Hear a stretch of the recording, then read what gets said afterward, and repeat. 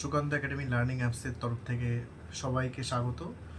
আশা করি সবাই তোমরা খুব ভালো আছো। আজকে তোমাদের জন্য আমি নিয়ে এসেছি দশম শ্রেণীর বাংলা গণিত থেকে সাজেশন।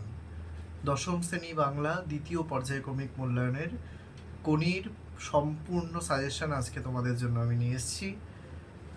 মাত্র 7টা প্রশ্ন আমি তোমাদের সামনে রাখবো। পশ্চিমবঙ্গের যে সমস্ত মধ্যশিক্ষা পর্ষদ অনুমোদিত স্কুল আছে সেই স্কুলগুলোতে গরমের ছুটির পরই তোমাদের দ্বিতীয় পর্যায়ক্রমিক মূল্যায়ন শুরু হবে এবং দ্বিতীয় পর্যায়ক্রমিক মূল্যায়নে গণিত থেকে মূলত একটা প্রশ্নের উত্তর তোমাদের করতে হবে। 2 বা 3টে প্রশ্ন থাকবে 5 নাম্বারের। তো সেই সাজেশন আজকে আমি তোমাদের সামনে রাখছি। তবে আমি বিগত দিনের মতো আজকেও আমি বলবো যে ভালো নাম্বার পেতে গেলে কিন্তু তোমাদের পাঠ্য বইটা খুব ভালোভাবে পড়তে হবে। পাঠ্য বইয়ের কিন্তু কোনো বিকল্প নেই। সুতরাং এই গরমের ছুটিতে তোমরা সময়টাকে কাজে লাগাবে। পাঠ্য বইটা অবশ্যই তোমরা নিশ্চয়ই প্রত্যেকটা গল্প কবিতা পড়েই ফেলেছো। তো কোনিটাও ভালো করে পড়েছো, তোমরা অবশ্যই বুঝতে পেরেছো। পাঠ্য বইটা মন দিয়ে খুঁটিয়ে পড়বে। আমি যে প্রশ্নগুলো আজকে তোমাদের সামনে রাখছি সেই প্রশ্নগুলো খুব ভালো করে এই ছুটিতে প্র্যাকটিস করবে এবং আমাকে লিখে কমেন্ট বক্সে জানাবে যে তোমরা কেমন লিখেছো। আমি তোমাদেরকে বলবো যে কেমন তোমাদের প্রস্তুতি হলো এবং কেমন মার্কস তোমরা পেতে পারো।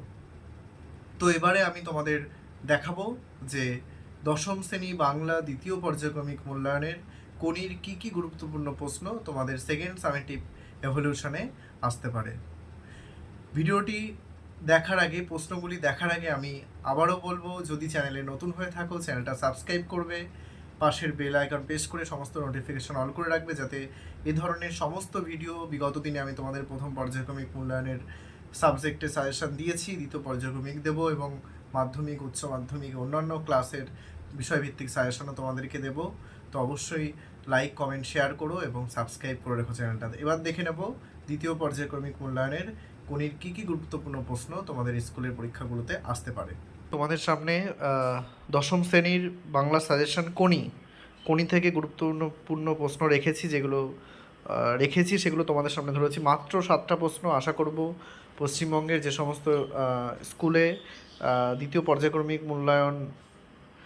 তো বন্ধুরা, আজকে তোমাদের সামনে কোনি থেকে বাংলা সাজেশন দশম শ্রেণী দ্বিতীয় পর্যায়ক্রমিক মূল্যায়নের সাজেশন রেখেছি। আশা করব পশ্চিমবঙ্গের সমস্ত স্কুলে 90% স্কুলে এর মধ্য থেকেই দ্বিতীয় সামেটিভের জন্য, দ্বিতীয় পর্যায়ক্রমিক মূল্যায়নের জন্য কোনি থেকে এই প্রশ্নগুলো তোমাদের আসবে। খুব ভালো করে এই প্রশ্নগুলো গরমের ছুটিতে তোমরা প্র্যাকটিস করবে।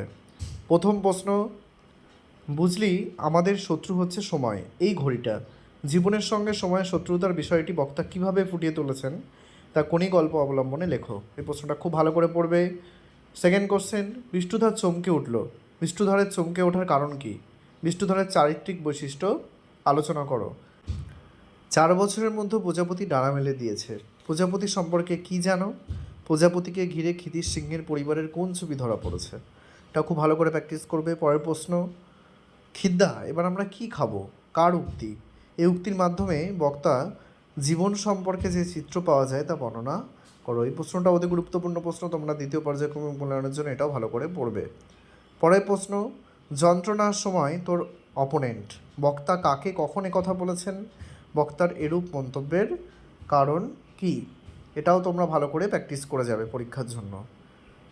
নেক্সট কোশ্চেন, তোর আসল লজ্জা জলে, আসল গর্বও জলে।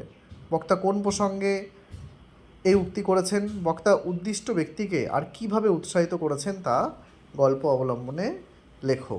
পরের প্রশ্ন যেটা তোমরা পড়বে, বুকের মধ্যে প্রচণ্ড একটা মোচড় সে অনুভব করলো, কার কথা বলা হয়েছে? কেন তার এমন অবস্থা হলো? তো তোমরা কোনি থেকে মূলত এই প্রশ্নগুলোই পড়বে। আশা করবো এই প্রশ্নের মধ্যে থেকেই তোমাদের সাজেশনে পেয়ে যাবে, তোমরা কমন পেয়ে যাবে যে স্কুলগুলো আছে, বিভিন্ন স্কুল। তবে আবারও বলবো, বইটা একটু খুঁটিয়ে পড়ো সবাই। বন্ধুরা, এতক্ষণ আমরা দেখলাম যে 7টা প্রশ্ন খুব ভালো করে পড়লেই কিন্তু তোমরা কমন পাবে।